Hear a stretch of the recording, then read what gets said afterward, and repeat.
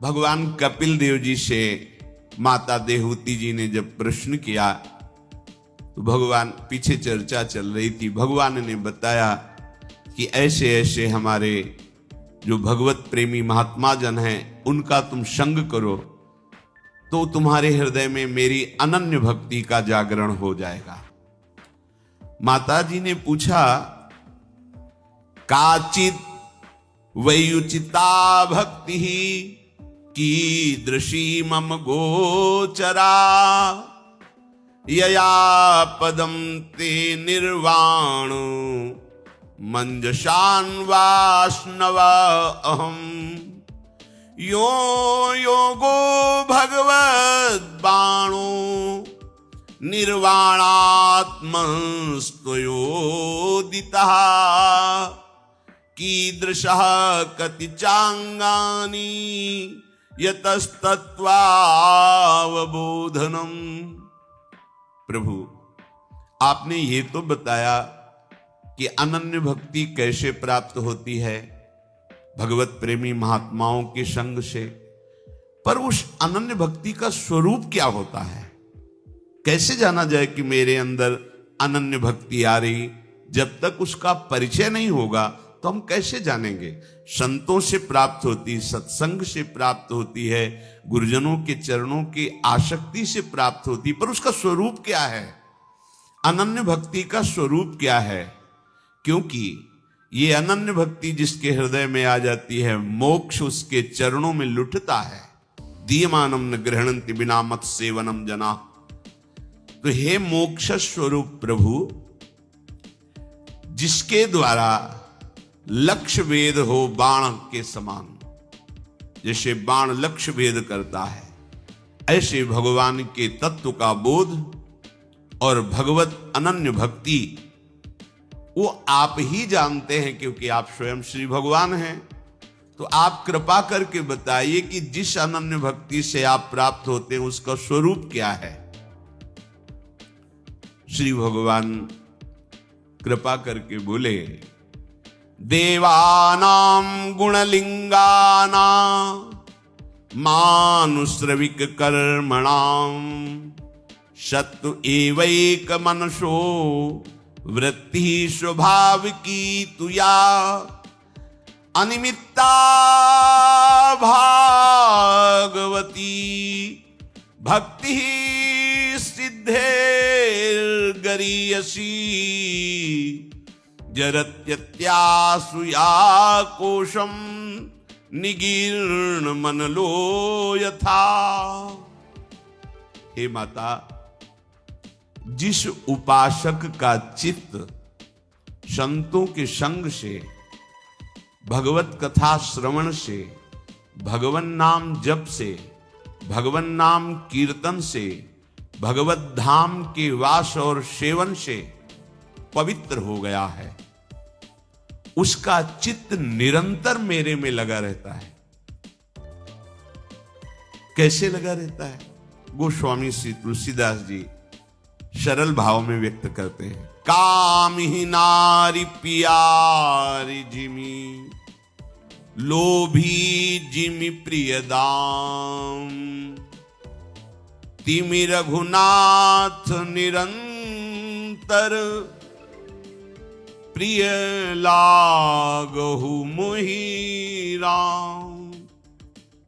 हे राम, हे रघुनंदन, आप मुझे ऐसे प्यारे लगो जैसे कामी पुरुष रात दिन कामिनी का चिंतन करता है, लोभी पुरुष धन का चिंतन करता है।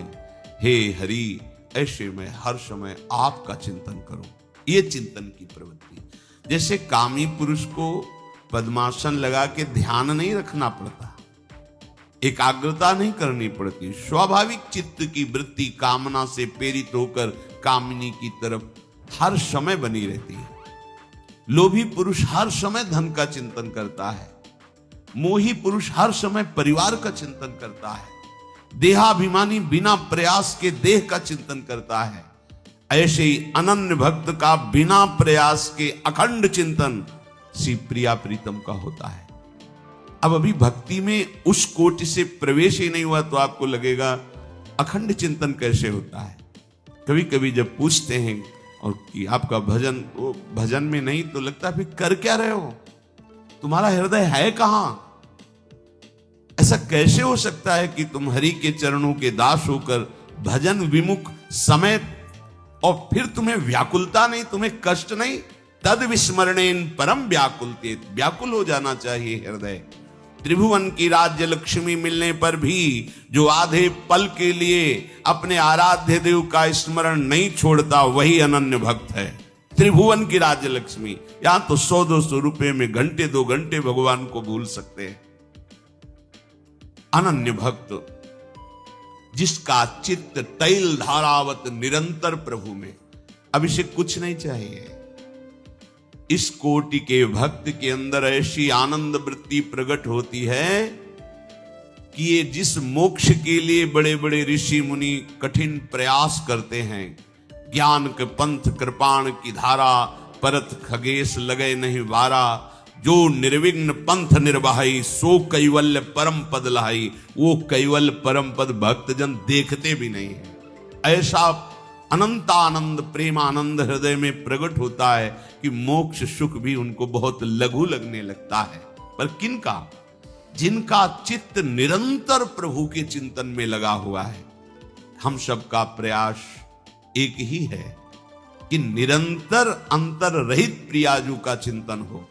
इसीलिए कहते हैं सब सिद्धांतों का सार राधा राधा राधा। ये पराविद्या है, ये आपको किसी पुराण में, किसी प्रवचन में, किसी पंथ में नहीं मिलेगी। ये वृंदावन के नवनिवृत्त निकुंज में महान एकांतिक रस वर्षा करने वाला राधा नाम है। ये तो महारानी जी की कृपा है, अद्भुत कृपा है जो आपके कानों में राधा नाम सुनने को। ये राधा तत्व अगोचर है, अगोचर, न वेदों की दृष्टि में है, न वेद के अनुसार चलने वाले ब्रह्म ऋषियों की दृष्टि में है। प्यारोढ़ुम क्षमते न यच्छु सुखादि नाम तु यध्यानगम। ये राधा नाम वो अमृत है जो श्री कृष्ण कृपा पात्रों को ही केवल पीने को मिलता है। जब तक श्री कृष्ण कृपा नहीं, तब तक राधा चरणों का आश्रय और राधा नाम आपको सुनने को नहीं मिल सकता। अगर श्रवणेंद्री में राधा नाम पढ़ रहा है, जिभ्या राधा राधा बोल रही है, तो आपके पास परम धन ऐसा एकत्रित हो रहा है जो लोक परलोक सब जगह मंगल करेगा। पर ऐसी आसक्ति हो जाए कि ये नाम छूटे ना, सोवत हु रसना रटे राधा कृष्ण सुनाम। करवट बदली चेतना जगी तो सुनाई दे रहा है नाम चल रहा है। ये अनन्य भक्ति का स्वरूप है। जो कर्मेंद्री और ज्ञानेंद्री दोनों से केवल श्री हरि का भजन करता है, ये अनन्य निष्ठा से ही बात बनती है। श्री जयमल जी बड़े महान भक्त हुए श्री राधा वल्लभ लाल जी के। जयमल जी जब सेवा में जाते तो कभी कभी कोई राजकाज का विशेष कार्य आने पर उनके मंत्री उनको सूचना देते तो उनको पसंद नहीं आता। हमारी सेवा में कोई विघ्न पहुंचावे नहीं। राजा थे पर ऐसी भजन की निष्ठा, उन्होंने नियम लागू कर दिया। 4 घंटे 10 घड़ी, 1 घड़ी 24 मिनट, तो 10 घड़ी है 6 चौको 24, 240 मिनट, तो 6 चौको 24, 4 घंटे। 4 घंटे के अंतर्गत अगर किसी ने सूचना दी तो हम स्वयं उसका वध कर देंगे। हमारे सेवा गृह में चाहे पूरे राज्य में आग लग जाए, 4 घंटे कोई सूचना नहीं देगा, किसी भी तरह का विक्षेप नहीं। जब हम अपने लाडली लाल राधा वल्लभ लाल का श्रृंगार कर रहे हैं, आरती कर रहे हैं, उनका सेवा भाव भोग आदि, उस समय कोई भी प्रवेश नहीं करेगा। ये अपने निजी परिकर में। यहां श्री भगवान कह रहे हैं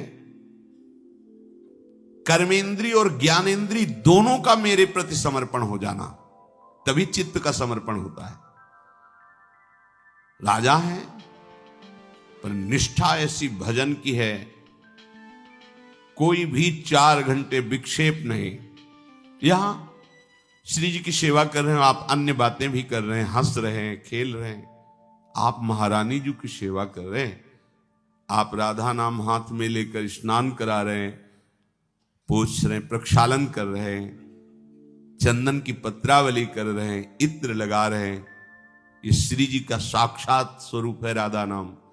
उस समय बहुत गंभीर एकाग्र, अगर कोई आपसे राधे श्याम बोले, श्री हरिवंश बोले, तो बिना उसको देखे बोल दो श्री हरिवंश। देखो अपनी सेवा की तरफ, पूर्ण एकाग्रता।